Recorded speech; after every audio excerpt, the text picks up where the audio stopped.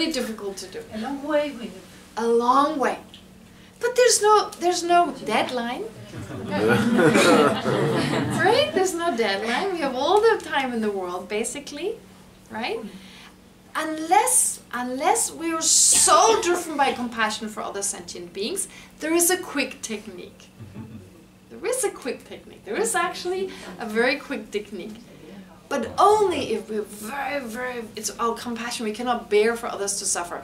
If I want to be quickly out of it, that technique won't work. What could that technique be? Not Domlet. Tantra. Tantra. It's Tantra. That's the technique. But before you're ready to do that, this will not be an issue. So you have to have a very strong grounding. And then Tantra, Buddhist Tantra, is just a technique to very quickly become a Buddha. For those who are so driven by compassion, they can't bear seeing sentient beings for much longer. But until we reach that point, until we're ready to practice Tantra, because that's what our motivation is, we need to take it really slowly, and it takes a long time. So much work. Unbelievable.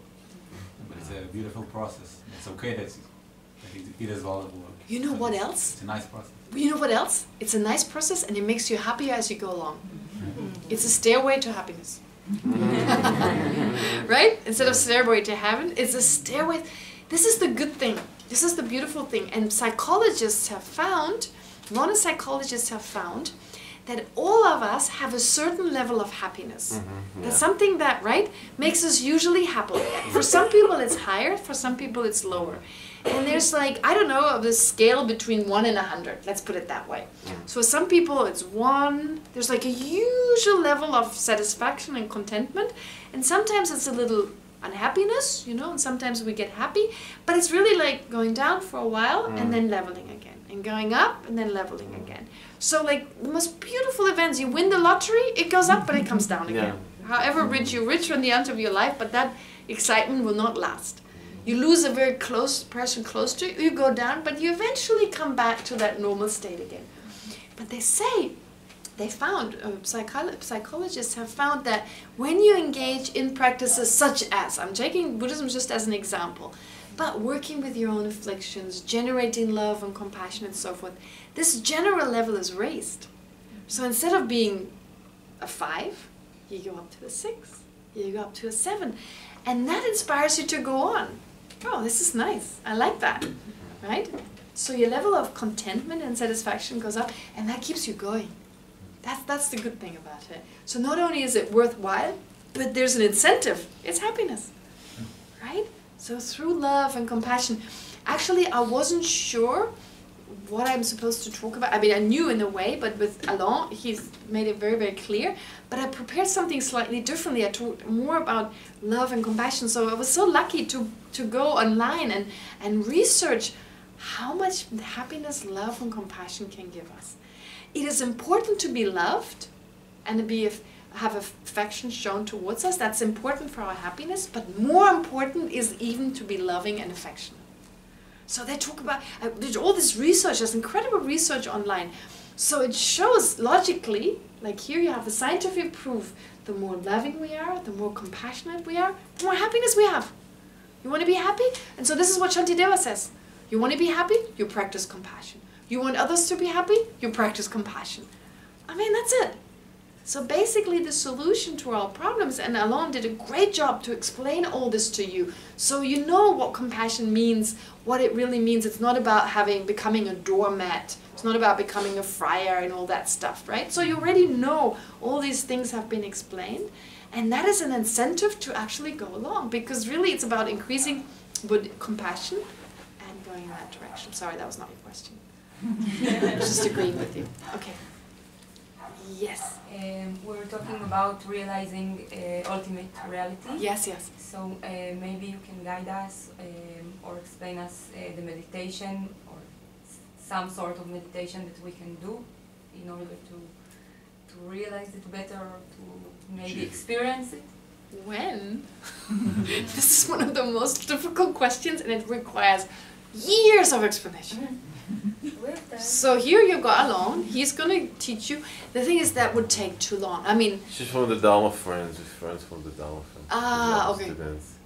Okay, but the thing, this is why we study for so many years, right? We study for so many years. Like, I was, and I studied for 17 years. That's nothing actually. This is only the beginning, basically. But a lot of it is to learn about emptiness, about the mind, and then, of course, most importantly, to really apply it again and again. So I cannot teach you anything in the time here. Nothing that would really take you closer there. But what I can say is to study further on emptiness, basically, right? So alone, receive his teachings, and then at your own time, there's a book, How to See Yourself as You Really Are, by the Dalai Lama. So he talks about emptiness, and he talks about their meditations in there, right? It's been translated into Hebrew. Yeah. So you can learn about that, and it's just like a really long process. It's only a long process because our misperception is so strong. So first is to recognize how strong our misperception is, and then slowly, and do every day, think about it. Take 5 minutes, right? Think about it, yeah. Yes, please. Can a person reach this kind of awakening by isolating himself for the entire life? Because some people isolate themselves and they try to reach this kind of enlightenment. But do we need to be in contact and then with others? That's a good question. That's a good question. Okay, very important question. Now, what I need to say first is, please be reminded that this may take, it's not just may take, this takes many, many lifetimes. So actually isolating yourself in one lifetime, when you think of like possibly hundreds or thousands of lifetimes that this takes, this is a slow process, well then one lifetime of a few years, it's really nothing, right? Also, what's important is, like, for instance, giving the analogy of the doctor again. Of course, the analogy doesn't work 100%. There's some differences. But let's say you have the wish to cure other people from certain diseases. Now, before you can start out to work in a hospital, can you right away go into a hospital and start treating people? You can, but I don't want to be a patient. That person. Not sure. You know, it's like actually it'd be much safer for that person. I mean, in actuality, that's the way to do it. First, you have the wish to become a doctor, and then you go somewhere. You don't have patients yet. You go somewhere and you learn to be a doctor. So you're basically, you know, you're learning, you're in that process, but you're not actually treating people. So I think a retreat is similar to that. You take some time off. You totally connect with living beings. You generate love and compassion. And you know, if you ever feel lonely, as an experiment, we all feel lonely sometimes, right? Try something. When you feel lonely, try to generate love and compassion. The funny thing is your loneliness goes away. You feel connected to everyone. So you're actually totally on your own. You may be lonely in your room, you haven't seen anyone all day long, and you just kind of, so you're not just, sometimes we're lonely in the presence of many people, but we can also feel lonely alone, right? Try to generate compassion, like sincere compassion. You feel that sense of connectedness and your loneliness goes away. So you're actually not alone up there on the hill because you're connecting to everyone mentally. So it's an incredible practice to connect to everyone. And I've met these meditators who've been up in the mountains. Some of you met one of them. He was in Israel. He was here, Kitty-Tsencher Rinpoche. Kitty-Tsencher Rinpoche. 2006. Right? 2006. He was diagnosed with terminal cancer in Haifa when Haifa was bombed. Yeah. And he was, they told me this, and I know him personally because he lived next door, and he also gave me my vows when I became a nun. So many, many years ago, I met him for the first time. He was the first Lama I received teachings from. He was so kind and compassionate. And talk about compassion and the telomeres, I swear he was 80-something when he passed away. His hair did not have a single white hair. Every time I went to see him, I checked. I was like, you know, you'd be talking, and eventually my mind would wander, and I would always check different angles, you know. And his hair sometimes grew longer. He had not a single gray hair. Unbelievable. So this particular Lama, when he was diagnosed with terminal cancer, he became he became the favorite of the nurses and doctors at Haifa Hospital, because they'd never met anyone who they just told you're going to die. And it was so kind and so loving, you remember, right? Yeah. And then they had to go into the bunker because of the attack at the hospital. And he was radiating out this love and compassion. And people, like, they were like all frantic on the phone, etc. But in that presence, they said everyone got calmer. And then later on, when the bomb attack, their attack was over, they went back, and all the nurses wanted to be around him. You know, like everyone tried to be, because it was so loving and so compassionate. So he was in retreat for 30 years. 30 years, since he was a young guy until the age of, I think around 30, 60, I think, before he started teaching, totally on his own. And he came out as this person. It was unbelievable. I tell you, I have stories about this guy. I don't even know. You know, it's like he had this incredible clairvoyant ability. So he had incredible mind. He knew exactly. I once went to ask him. I'll give you just one example of thousands of stories. He had this clairvoyant ability. So besides his love and compassion, all this through meditation when he was on his own. I asked him, I wanted to go to Nepal to get a visa for India. They were giving very good visas for India, 5-year visas. And I wanted to go there. And there was someone called Venerable Josh. Some of you may have heard of him. He also came here to teach. We were both in Dharamsala. And only one of us could go because we were both working initially at a Buddhist center before we both started studying. And only one of us could go. He was supposed to go first. And he said, I don't want to go. It's so hard, you know. I don't want to go now. If you want to go now, you go now. And I went to see this Lama. I said, I should go. I can now go. But when should I go? Because it's really hot. So maybe I'll wait a little bit, you know, and then I go. And he did some meditation, some kind of, they say a mo, but it's really some kind of observation. But I've seen him do it even without that. He just tells you straight. So he was like, and he said, you go tonight. I said, but I don't want to go tonight. He's like, no, you go tonight. You want to get the visa? You go tonight. You don't want, you don't go. And I'm like, okay, I go tonight. And he said, like, you have to do a particular mantra. It's very important. So recite this prayer mantra thing. So I did all the way to Kathmandu. It was terrible. It was like in a bus, in a train, in a bus, in a train, in a bus, in a train. It was like really hot. It was like 40 degrees. Wow, such hell. I came to Nepal. I got my visa. And I crossed the border and Rajiv Gandhi gets killed. He gets assassinated with a bomb. He was the Prime Minister of India at that time. Everything closed. The borders closed. Wow. The embassy closed. They have not given the visa, that visa that I got, ever since that time. Wow. And he was not one of the assassins, that's for sure. Because that's the only people who would know. But it was incredible, and that's just one story. I may tell you, wow, it's amazing. He told me so many things. Like, he guided me so many times. Don't do this, do that, you know. So I didn't always ask. Sometimes I feel like I have to make a decision myself. But at that time, I couldn't make a decision. I couldn't know. So he was like, so he had this wisdom. He had incredible compassion. He was not a single white hair, which is not important, but still, you know. So his body had changed. And so he went away for 30 years. That was a good thing. Right? But he came back and he taught until the age of 80, and one of his last teachings was given in Israel, by the way. Yeah. And shortly afterwards, he passed away. Yeah. Yes. Okay. Anything more? I don't know how long we can go. It depends on you. I told them 2 hours. Okay. And then we order pizza. pizza. Me, right? Before you said 2 hours, I was going to say 3 in the morning, is that okay? Whatever. Whatever, right? No, but if you have more questions, please don't hesitate to ask. It can also be something you may hesitate to ask. Don't hesitate. Yeah. The other day I went to a high school to teach. Oh my God, the questions they asked me. So, do you smoke weed? Okay, you were first. And then see.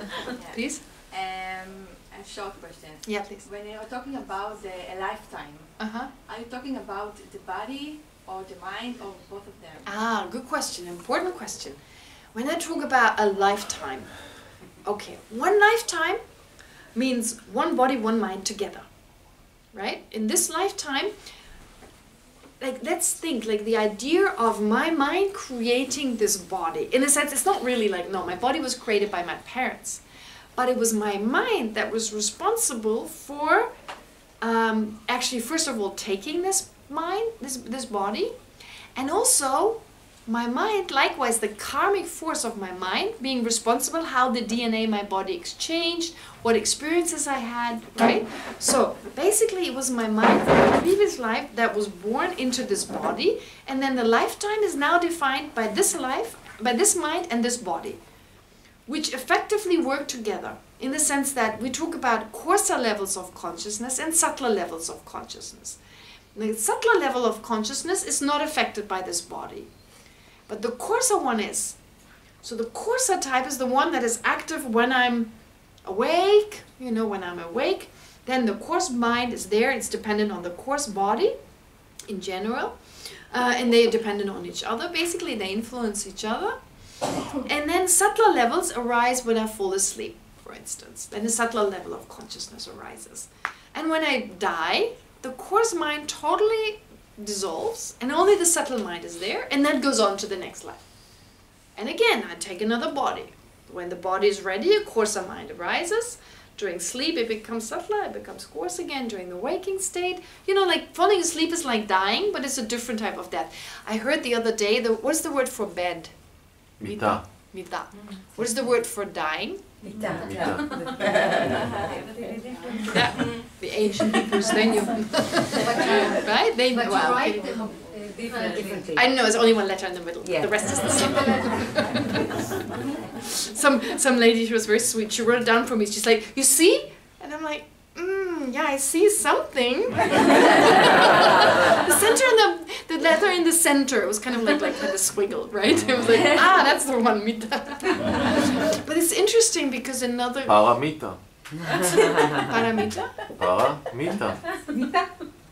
Mita. Oh, there you go. I didn't think of that. That's a good one. It's the Mita again. All right. Okay, we'll see. All the best. Yeah, so if you need to go, please don't hesitate. I know you've been only told 2 hours, so I understand if you need to go. But hopefully that answers your question. So falling asleep every night is similar to dying, but of course we wake up with the same body, right? Although the same body, it's changed overnight, but it's similar enough. But then of course when we totally die, then we wake up again, but with a new body. Yes, please. The flows of life within me is like a river. Yes. And a river has many states. That's true. Yes. I agree. So, if I want to clear my things, Yes. and I ask myself, if I am a river, Yes. it might be the nature of me, Yes. and not the things that I have to Remove? remove. Okay. Yes. This is a very good question. Yes, it's a very good question. What I was going to say is a very good analogy, your Thank river. you. Because that's what we say, the mind. I used the analogy of the crystal, because it was easier with the crystal and the layers. But usually we say the mind is like a river. The mind is like a river, as in it keeps flowing, and different experiences would be like different riverbeds, But actually the nature of the water is clear, it's H2O. And mud and all that is just kind of extra, and you can remove it.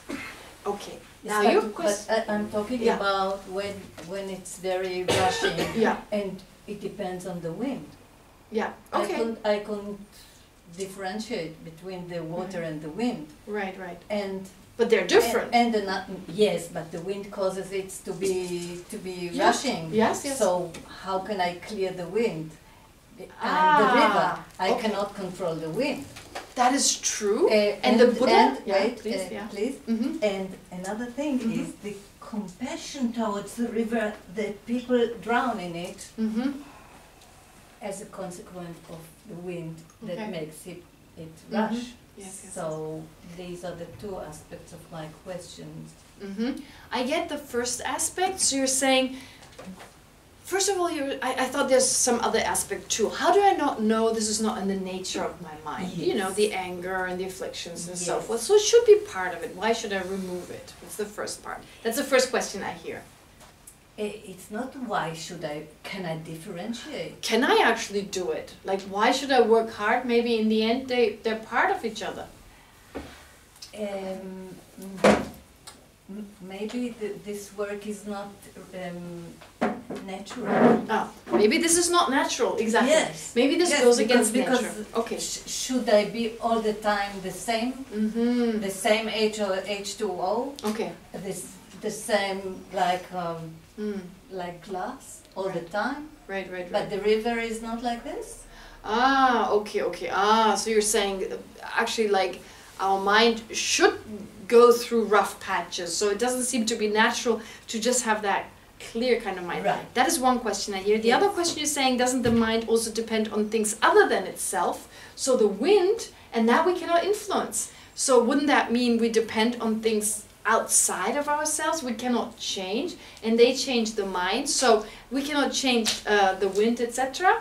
And therefore it doesn't make sense. We cannot transform the mind in such a way. Is that what you're saying? Nearby. Okay. Nearby. Nearly. Okay. I mean, we are in the middle. Okay, we're in the middle. Well, okay, that's a. You see, it's very good to have these questions, to have these skeptical questions, because to just accept what you hear. Well, usually the way I was trained was like whatever our teacher says, you should always assume the opposite, because that then gets you to debate, you know, and really go deeper and understand further. So is anger not supposed to be there? Isn't it unnatural to remove it from my mind? That's a very basic question. Isn't anger natural? Well, initially it's very difficult to say that is natural or not.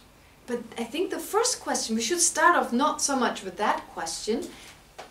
Do I want it? Do I want it to remove it? Does it give me trouble or not? Or you could start off with like, are certain types of anger, not all the anger, but certain types, do I want to remove those? So start off with those. You know, anger I have at my husband, for instance, that harms my relationship. And then, okay, good night. And then from there I could go, well, let's reduce it and see how I feel, right? And just look, do you feel better? I'm sorry. It's okay. Can we cultivate a river? Can we I'm not cultivate? skeptical. I'm really not skeptical. It is not the skepticism that made me ask. But okay, can we cultivate a river? What do you mean now? We agreed that the flow of life is like a river. Yes. Okay. Can I cultivate the river? You cultivate it each moment. You live the life. You live your life, right? So whatever, you see, like it's like a stream in that your thoughts today will have an influence on the thought tomorrow. Are you totally independently? No. Dependent on everything else. We're all interdependent. But in terms of you, river, yesterday's thoughts, mainly you. Everything else influences it. You're not independently existent, but your thoughts today will have an influence on the river tomorrow. So let's take the example. If the anger arises, right, sometimes we're like, the anger just arises, okay. And then I go, I like this anger. I'm just going to be angry a little bit longer. It feels good, right? Here we make a conscious choice. And so it influences the river versus you go, okay, I don't want to be angry. I'm just going to watch my anger now. And then with the mindfulness of the anger subsides in that moment. And so the river is different. You added something into the river when you allowed it to be angry for longer versus removing it. So the next day, you are less likely to get angry because you stop the anger and your mind right away adjusts. It's due to neuroplasticity that this works. So our brain right away changes, our mind changes. And so next day, in the case of where you stop the anger, you're less likely to become angry again. Whereas in the first case, you're more likely to get angry because today allowed yourself to be angry. And maybe over days you did this, and it's easier, you start a tendency. So you basically change the river. Your mind changed the river. And there's a lot of choice. Not an independent choice, but a choice. That's the beauty of it.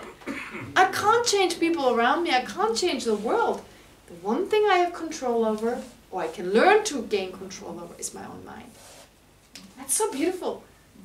And our mind is responsible for our experiences. I mean, for me, a very good example is if you get insulted. There's this English saying like, sticks and stone can break my bones, but words can do no harm. Yeah, right. Right. I mean, that's so not true, right? I mean, someone says, you are lazy, right? But actually, if I think about it really, so this is like, usually I would get angry, but I can use my mind to think, okay, this person said I'm lazy. So there's two possibilities. Either I am or I'm not. If I am, well, they told me that's actually very kind. So I wasn't aware of it before, now I know and I can change. If I'm not, well, they're just simply wrong what to do, right? In the end, I can choose to really go through this process and choose not to have it affect me. So whether they say it or not, I have a choice there. So if I learn how to make use of those choices, instead I could act with compassion, saying, hey, are you right? Are you okay today? You know, yeah, I'm lazy, you're right, but what's wrong? And then when you agree and you show compassion, they go, oh, no, I didn't mean it like that. And then you can connect, right? Does that make sense? So there's so much freedom in us with that river. Independent river? No. But in that interdependence, we can still change things. And the Buddha is pretty much dependent. The Buddha cannot take away our suffering. So even the Buddha, that's what I'm saying. A Buddha is not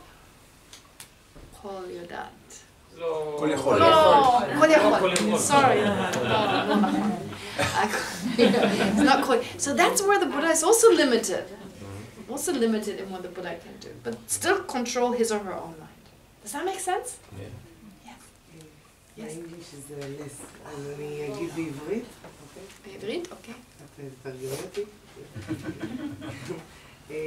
אני חווה שהרבה פעמים החמלה שאני רוצה לפתח, היא באה דווקא ממקום רגשי, שאני מרגישה כעס או תסכול.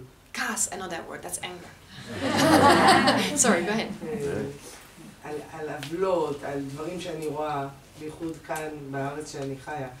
אז ואת באה ואומרת שבעצם אני צריכה לראות את החמלה, לפתח אותה ממקום אחר. מבינים את השאלה שלי? She said that she feels like the origin of her compassion come from anger to change things. Mm-hmm. So this like emotional motivation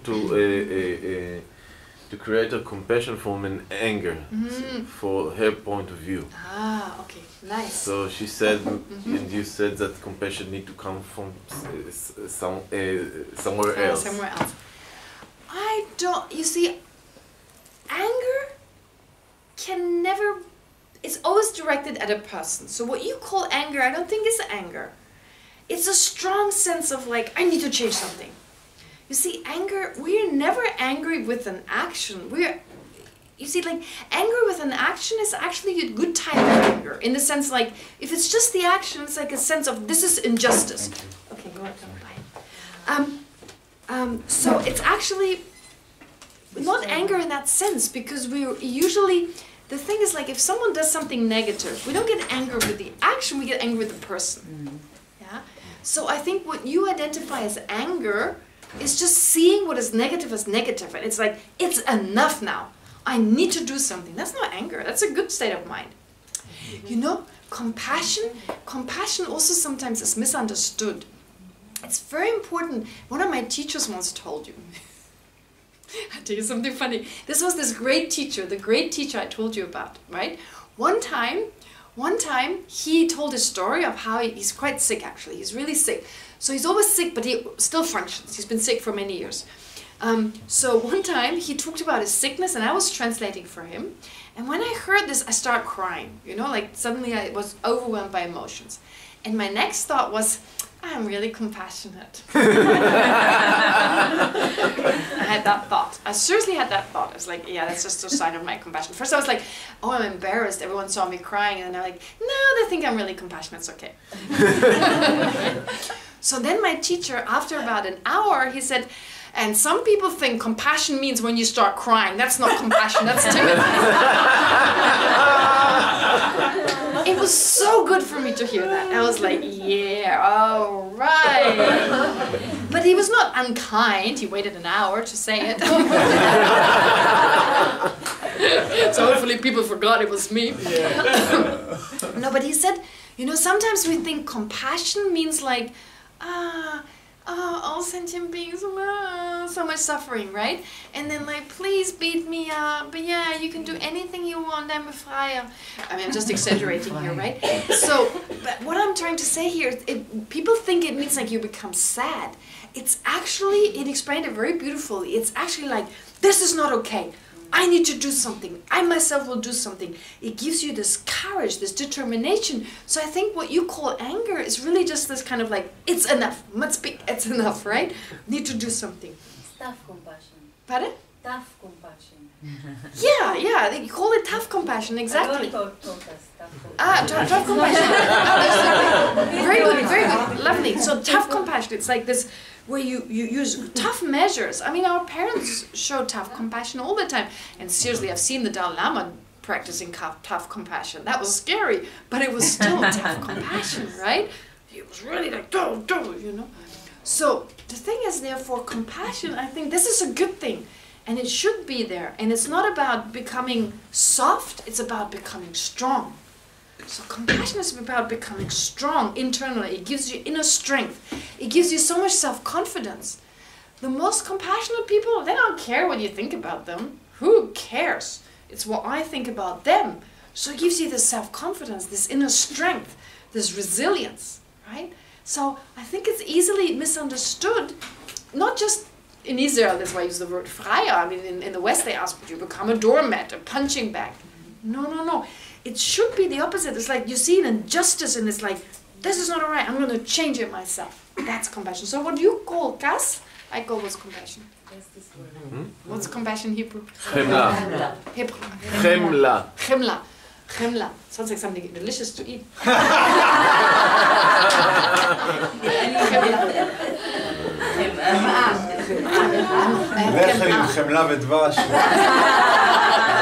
This is my joke. I have a good joke. You want to hear my good joke? Yeah, sure. How we have a sense that, like, even words have an intrinsic meaning, right? So the word is Moshe, right? I asked the other day. We got Moshe here, Ron. Pardon? We got Moshe, one Moshe here. Who's Moshe? He's not here. He's not here. Okay. He's older. No. Is young? Really young? Yeah. Here. Moshe. Oh, you are very young. Yeah. Because I asked people, what do you think is an old-fashioned name? Like a name that it seems to be intrinsically old-fashioned. They said Moshe. Okay? Sorry. Well, my nieces both have very old-fashioned names. One is 2, she's called Matilda. And the other one is called Olivia. I was like, oh my God, don't do that to these children. But the funny thing is, like, names change, of course. Pardon? It's not Gwendolyn. It's not Gwendolyn, it's better, right? Or Irmgard, that's my grandmother's name. Anyway, the point is here, what I'm trying to say is we feel that words have an intrinsic meaning, right? And I tell you my joke now. I went to a restaurant with a good friend, and I was not very hungry, so she was like going over the menu, and I was kind of half glancing at the menu, and that was the time all my brothers and sisters were having children. So I was always like, if I had a girl, I'd call it this, I'd call it that. That's how far it went. So I came across shakshuka. And I said to my friend, if I had a girl, I'd call it shakshuka. That sounds so funny. She was like, what? Right? For me, this sounded beautiful. Shakshuka, Shoshana, that's so beautiful.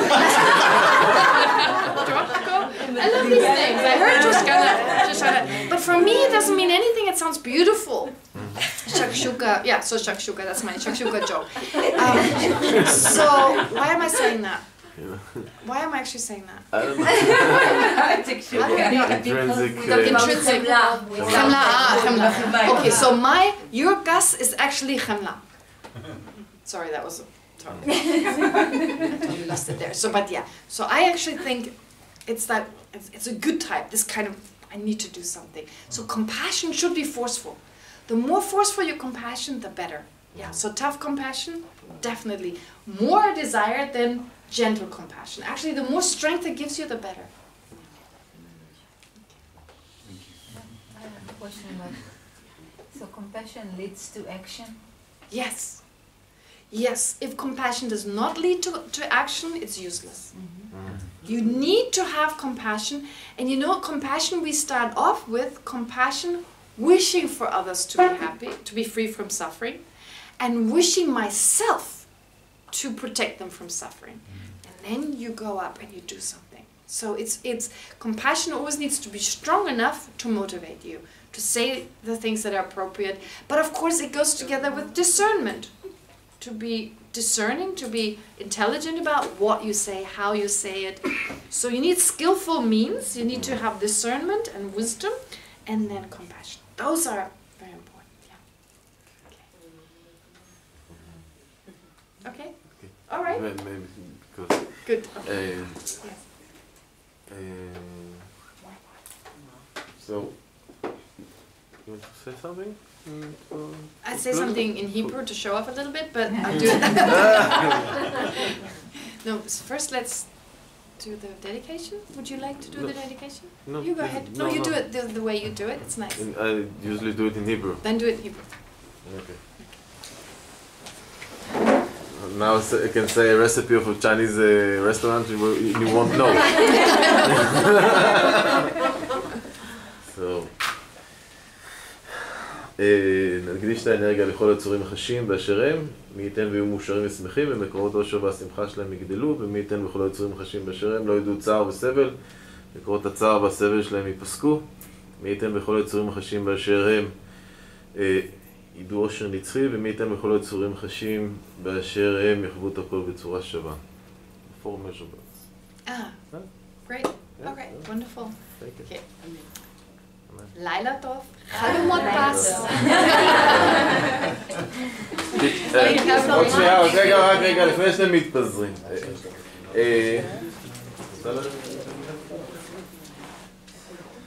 Yeshama, I want to thank you, and I hope that every year that we come here, it's great lessons. You're a great teacher, and I'm so happy that my students can see you and my friends can see you and hear these great lessons, and